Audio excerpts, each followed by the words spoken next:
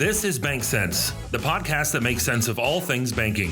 If there's something you don't understand about banking or finances, you're not alone. Our industry experts are bringing you informative and enjoyable conversations that break down bank jargon and dive into hot-button financial topics. And now, BOS, a community bank located across Illinois and Missouri, presents BankCents. Here's your host, Gregory Marantz. Welcome back to BankCents, the podcast that makes sense of all things banking. I'm your host, Greg Marantz, Executive Vice President here at the Bank of Springfield, and I'm excited today to bring on Becky Preston, head of our Champaign market and community president leader. Becky, welcome. Yeah, thank you. We're really excited to have you on today, and can you just give us a little bit of background about what you do at the bank, how long you've been at the bank, and how long you've been in banking in general? Sure, absolutely. I have joined the Bank of Springfield in April of 2023 when they made an entrance into the Champaign market. But prior to that, I've been in banking for 20 years. Started my banking career up in Northern Illinois as a part-time assistant, and then have just evolved a career through landing in Champaign, and now happy to be at the Bank of Springfield and leading our full-service location there. Yeah, and we're incredibly lucky to have you as part of our team. And speaking of Champaign, in which I have a lot of familiarity with, having gone to college at the University of Illinois there, leads us into our topic today perfectly, and that's banking for college students. Yes. So let's first dive in, and we're really going to focus on the deposit side, but I do want to briefly mention about College Avenue is a conduit that our bank uses for student loans. Now, we don't do student loans directly, similar to a lot of banks that we're competitors with. So if you're interested in student loans at all, go into your local bank and just ask about ask that question about student loans, and they'll be able to direct you to a certain conduit. But we're really going to focus on deposits today. Sure. And so really, when you're in college, what does a college student need to really succeed financially while they're in college, paying bills, paying rent, and all those necessities throughout the year? Yeah. It's a great question. And most college students, it's their first opportunity to have their own fiscal management without maybe mom or dad or a guardian overlooking that account for them. So, we always say start simple, start basic, just like with anything else. Your first car, your first home, you love to dream, but you just need the simple to get started. We'd say the same thing applies with your checking account. Just a basic checking account that you aren't going to incur a lot of fees. You have access to it to look at it online, on your phone, if you're getting a job, whether you're going to be accepting paychecks through direct deposit, or if you need to do a mobile deposit of a check. You're going to need to have some type of a budget for your spending while you're at school. So you want to have visibility into that. So, a simple, basic checking account to get you started is really what I would look for as a college student. Yeah, and that simple checking account really will give you that foundation. We talk about a lot in the BankCents episodes about building that foundation from the ground up and starting very basic. And so you'll be able to budget and plan for those goals that you have in mind, even when you're in college, whether that's just paying your bills, paying your student loans, whatever that might be. It sets you up with that good foundation, really, to succeed in the future. Absolutely.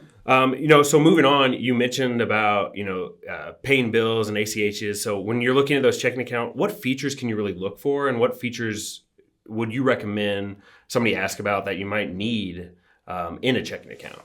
Sure. Well, first thing, if you're going to have a checking account and you're away from school, one thing you might look when you're picking a bank is there a bank in the community where I'm going to school?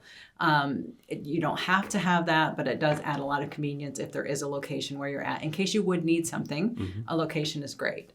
I would say next step, you want to look at, do I have an online banking capability? Can I log in? From my laptop, from my tablet, and I'm able to online and look at my account to see what my balances are. And then mobile banking, we're all on our cell phones all the time. So do I have the ability to pop in really quick on my phone and look and see what my balances are? Did my paycheck go in, or did that bill get paid? So those online and mobile conveniences, I think, are probably two of the most important things that you want to be able to have. And within those, there's also lots of other features. Can I do mobile deposit? If I don't have a bank in town and I need to make a deposit, can I pop in and just take a picture of that check and get it in my account? Lots of other things. Can I control my debit card? What if I'm worried about other transactions? What if I need to be careful if my balance is getting too low? is there a feature where it can let me know, that I'm getting close to my limit on my balance and I need to pay more attention to my account? Yeah, those are some of my favorite features, and we've talked about it in previous episodes too. Setting up card alerts, and it's a great way to monitor your account to make sure there's not any fraud occurring, but also to monitor your balance, that it's not running too low. And then also if, perhaps you forget a card somewhere, or you leave it at a restaurant, or maybe you're out at a bar and you leave it behind the bar, which has never happened to me. Never. You can turn your card off, so you make sure there's no charges that are made on it that you don't want to be made on it. Absolutely. Or if you just lose your card. Again, like I said, one convenience can be if you are in a college community and there is a local bank, if you need to get that card replaced, it can be a great convenience to get to a branch, whether you have a car or whether there's a city bus that has it that you can get to the bank. You could maybe get your card same day or next day rather than maybe having a 10 to 12-day wait period for that card to get mailed back to you. Yeah, that's one thing I'm real proud about. I think at the majority of our branches, we have those instant issue machines. So you can come in and walk out 20 minutes later with a brand new card. And if you want to get it personalized with your dog or your parent's face on it, you can, whatever you want. Yep, personalize it with just about anything that you want. And we know that just from activity from 18 to 25, you're using your debit card a lot. If you look at statistics, it'll say sometimes up to 60 to 65 swipes a month you're doing with that debit card for purchases. And if you're needing cash, 8 to 10 times a month you're getting cash. Yeah. So if you had to go an extended time period without your debit card, you could really be limited to how much access you have to your money to do what you need to do to live at college. Yeah. And the other product I really want to mention too that we offer is Zelle. So a lot of our listeners probably have heard of Zelle, similar to like a Venmo. Zelle is a way to transfer money securely from your bank account or from your parents' bank account potentially to your bank account. Right. So if you need some extra cash or if you need gas money or anything like that, and your parents are so generous enough to do that, they can use Zelle to send that on to you. Or to your friends, if you're splitting a bill, you just need their cell phone number. Yep. If you got their cell phone number, you can send them money. Yeah, and it's a simple way to do it. And Zelle might not be quite as popular as a Venmo, for example. But one tip I want to give our listeners is that with Venmo, if you do use it, which a lot of people do, make sure that when you do get funds in that account, you move it to your bank account as soon as you can, because those funds, as they sit in Venmo, are not insured. Correct. So if something were to happen or your account gets hacked, then you could potentially be out that money. So make sure you transfer it to wherever your checking account is. Yes. You mentioned about how you need access to your debit card. So if you go to an ATM, so let's talk about the ATM network, because if you're in a different town than where your bank isn't at, is there a way you can go to ATMs and you might not? I mean, you probably don't want to be charged that surcharge fee. Correct. I think there is a myth out there that you have to go to the bank that is owned by your bank, and that's simply not true. A lot of banks participate in a program that's called MoneyPass. Yeah. So with MoneyPass, you have access to any bank ATM that's in that network, and we can make that list available to you so you can see what bank. And a lot of times our logo, the MoneyPass logo, will be on the machine, so you will not incur the surcharge from that bank to use their ATM, or not from Bank of Springfield. So Bank of Springfield will not charge you a surcharge to use a bank as long as it's inside that network. So that's really convenient if you're at your own campus and there's not a local ATM, or you're visiting friends at another campus and you need to have access to cash. Just look for those MoneyPass ATMs and you can save yourself a few dollars in fees. Yeah, and the nice thing about MoneyPass too is if you're not sure if your bank's enrolled in MoneyPass,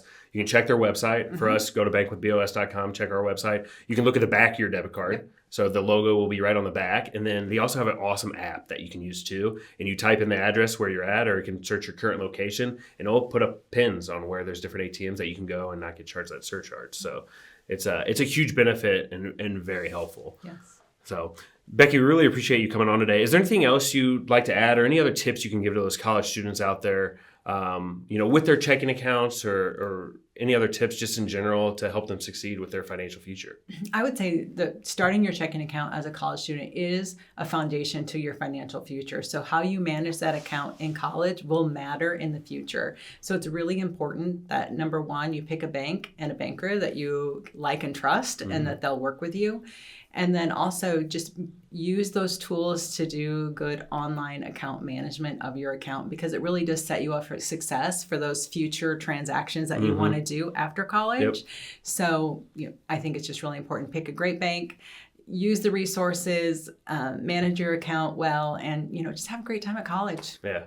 And just to follow up on that real quickly, I think one thing we left out too is the CreditSense part of our app that we have, and you can monitor your credit score throughout the course of time as well. So it's a good idea to always keep an eye on that credit score just to make sure there's not any identity fraud or anything like that. And then for us, it's right in our Bank of Springfield app, and you can look up your credit score at any time, which is very helpful, as you mentioned, for when you're planning for your future, if you're going to get car loans or buy a house, down the line as you graduate college and make some of those big purchases. So credit score is very important. Yep. You can never start too soon with that management. So thanks a lot, Becky. Thank you. Thanks for listening to BankCents, the podcast that makes sense of all things banking.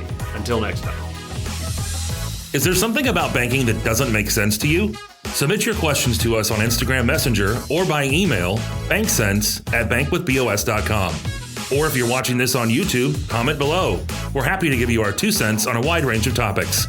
Thank you for listening on Spotify, YouTube, or wherever you get your podcasts. And please leave us a 5-star rating and review so we can continue to bring you more educational content.